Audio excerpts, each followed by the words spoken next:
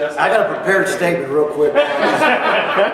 First of all, playing tight end is not that freaking fun. I sat back there and heard that, and then this run up on safety because they only tackle people, whatever. How much you get rerouted off the line there, Rob? Yep. You got a girl for that. Yeah. To answer your question, I've eaten Whataburger, Tex-Mex, and Blue Belt at like an alarming rate. But I've kind of taken this process. I'm kind of starting to gain too much weight off this. But post Super Bowl, I will go on a diet. But it's a whole lot cooler to tell you right now. If I told you I lost 8 or 9 pounds, you'd be like, who cares? But if I told somebody I lost like 20 or 25 pounds, you'd be like, damn, that's impressive. So I'm kind of working towards that right now. But yeah, you can't get those in LA at all. What's it like being back in Texas? It is freaking awesome. It was great to have that experience and be out there and be around some good people and situations and things like that, but there's no place like home. I mean, that's just not a phrase from the Wizard of Oz, it's the truth. Joseph Hoy from the Dallas Morning News. One of the guys that you were able to sign at the second signing day was Ishmael Moses from Mansfield Summit, able to flip him from UTSA. I guess how important was that, and how much of an emphasis did you really put on recruiting him? It was a big need for us as far as getting a younger safety and an older one hopefully in the future, with not having that many defensive backs signed in this class and going to a 3 safety defense, needing more people in that room to compete and work and do that. He was a young man that his film just jumped out. The previous place I was at, I stopped recruiting 22 safeties about a year ago. We had a young man that committed and was silently committed for over a year. So I hadn't really looked at those guys. I looked more 23s and 24s. So we got here, popped on tape, and looked for guys, first of all, locally, and his film just jumps out. The young man's a playmaker. He flies around. I think that no fault of his, I think some people didn't put as much value in him just because he's not a 6'1", 185, 90 pound. The dude's a ball player. And we're extremely excited that he chose to come this way. Craig, I'm curious, with the 2 signing days now, has the early signing day and guys that don't get signed, has that allowed the late rising seniors to kind of reemerge? So where I think maybe, like you said, some schools were done recruiting a class well before December. So how have you seen that evolve from like late rising seniors? It is evolving daily. The crazy thing is, before the early signing date, obviously all emphasis was placed on the what used to be the real signing date. Now when early signing date happened, all right, now you've got the rush to get guys committed in the summertime, hold them during the season and make moves late. Then some guys would choose to wait to sign on the second signing date. And really the second signing date was just for guys that said, hey, I just kind of want the glitter and glam and I'll wait and do this.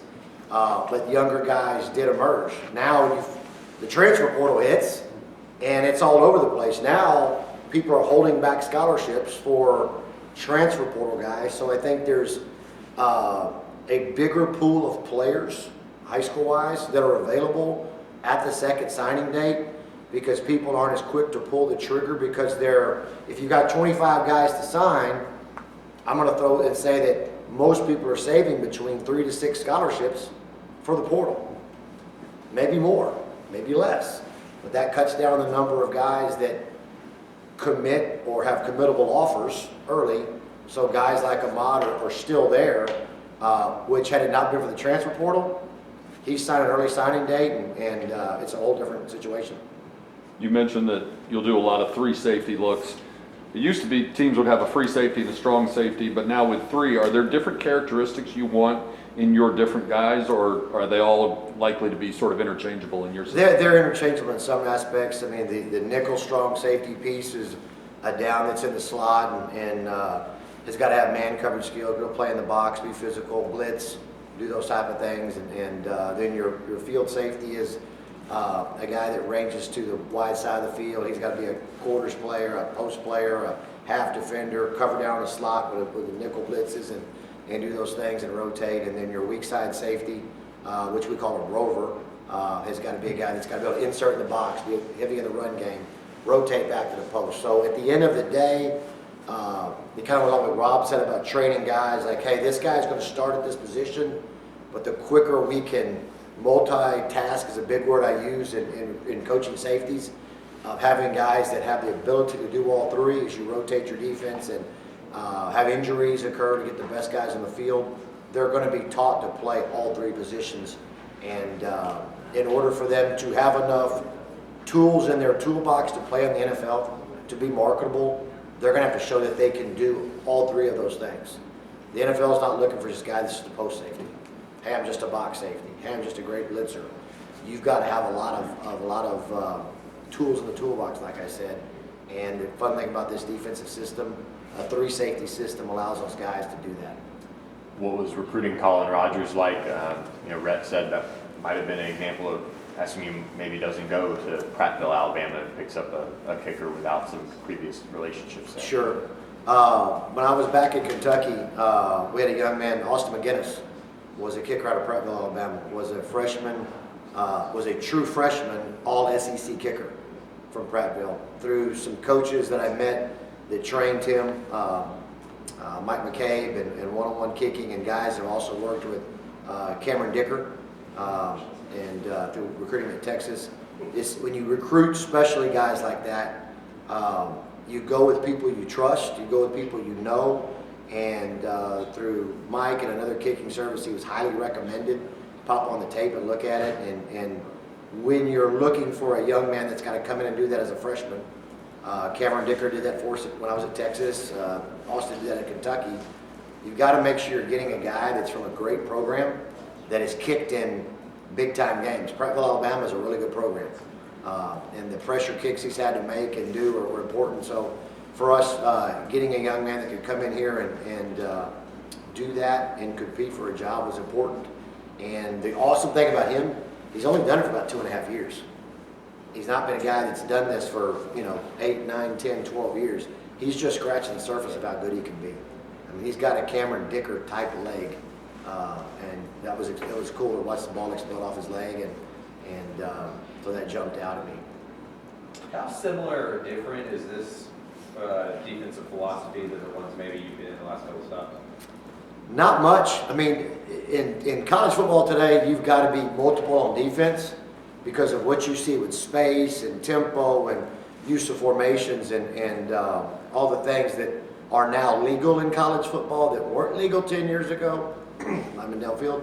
That type of deal. So being able to go from a 4 down to a 3 down front to put speed on the field and do that, they're all very similar in that regard. And in looking at what we're going to do, what Scott's bringing here is very similar to what I've been accustomed to and been around at previous stops. I know the coaching community is obviously very tight. A lot of people know each other, but I don't think you coached with Red at any point. What kind of sold you to follow him? And I mean, it was a recommendation from someone else, or was it just getting to know him individually? What brought you here? Sure. You watch guys from afar and see how they're doing, the success they're having, and kind of know who they are. A couple of coaches I've worked with in the past that I'm really close with, they're close with Rhett, and just had tons of great things to say about him. When I got a chance to meet with them, it was extremely evident. When you do this, as long as I have, you start to get a really good feel for people because this is a people business, and kind of get a sense of that, that first minute to 2 minutes you're with somebody, you figure out this is a real dude, or this guy's fake. It's real simple. And I got that good feeling from him, and it's been nothing but solidified the time I've been around him with recruiting and being around staff. And he's doing a hell of a job as a guy that's, has been ready for this moment. He just didn't get this job just to say, okay, let's go see how I can do this. He's done a hell of a job preparing for this moment and studying as an assistant coach, as an offensive coordinator, to get ready for this moment. And that's, in 27 years of doing this, you've seen guys that jump into it, and the difference between a first-year guy and a guy that's been doing it for a long time, you would think he's been head coach for 10 or 15 years. Craig, I'm seeing he's still hiring, beefing up the recruiting and staff, personal staff. How much have you seen that part of recruiting change in the last 10, 15 years? It's been a gigantic change. I mean, the recruiting departments year by year by year get bigger and bigger and bigger, and it's a huge component of it. The one thing that's never changed in all of this of all the innovation of football, linemen downfield, that type of stuff, all that stuff, the main thing has still been the young men. The main thing has still been getting the education and playing, but in order to get the right young men, in order to get them into your system, to get them on your campus, to get them to say, come to your school and stay at your school now with the transfer portal, is you've got to be able to touch them in many ways. It's not just the 10 full-time assistant coaches that go out anymore. There's your people that are your on-campus recruiters, your people that work in the media stuff, the people that work in the film study and breaking down guys and getting you information on guys and all that. So I know a lot of it is made of, hey, here's the top recruiter in this conference, the top recruiter of this. No, recruiting now that's done well is done by an entire department. There's not just that, hey, that guy's a tremendous recruiter. I remember growing up, it was like, and he did a hell of a job. Bobby Jack Wright was like Mr. Recruiter. It's not Bobby Jack Wrights anymore. It's groups and departments working their best to recruit young men, which is kind of cool right now. It's really a collective deal that happens.